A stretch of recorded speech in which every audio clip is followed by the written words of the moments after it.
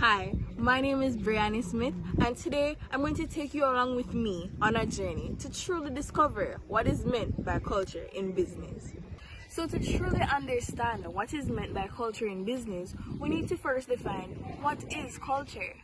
To me, culture refers to the shared patterns of behavior, ways of thinking, and interactions that we learn through socialization. With that out the way, let's go a bit deeper. Some might ask then, what determines culture? And the answer is simple. Many different bits and pieces, such as religion, education, and social structure. Something else that stood out to me was the role that language and education play in culture.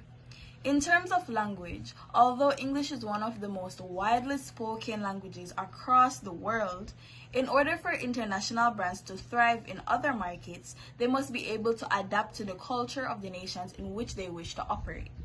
For example, Coca-Cola as an international brand that operates in many different countries across the globe is so successful because they adapt to the culture of the nations in which they operate, from advertising straight down to promotions. So now, in terms of education, the more people of a nation that are educated, it is likely to influence what their buying decisions are.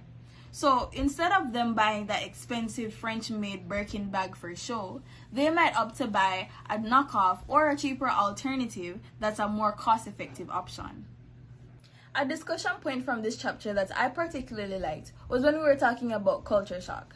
To me, culture shock refers to when you are in a different environment and the norms and the culture of that society differs from your own or what you're used to.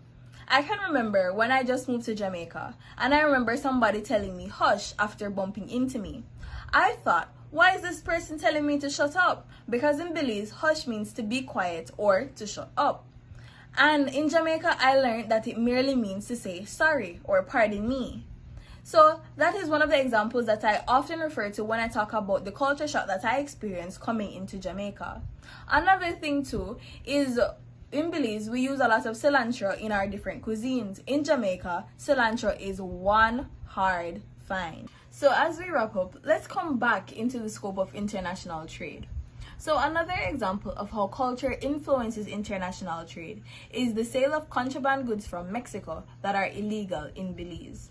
So businesses and restaurants that might want to diversify their drink menu or their product offering, they cannot do so with the example of trying to introduce Corona beer into their market, because Corona beer is a competition directly to a Belizean-made beer called Belikin.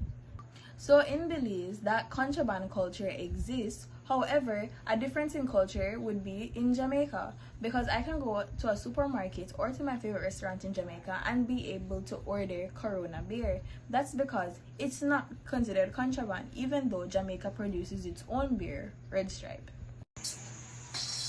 And that's it, folks. So I hope after watching this video, you got a better understanding of what is truly meant by culture in business. Bye!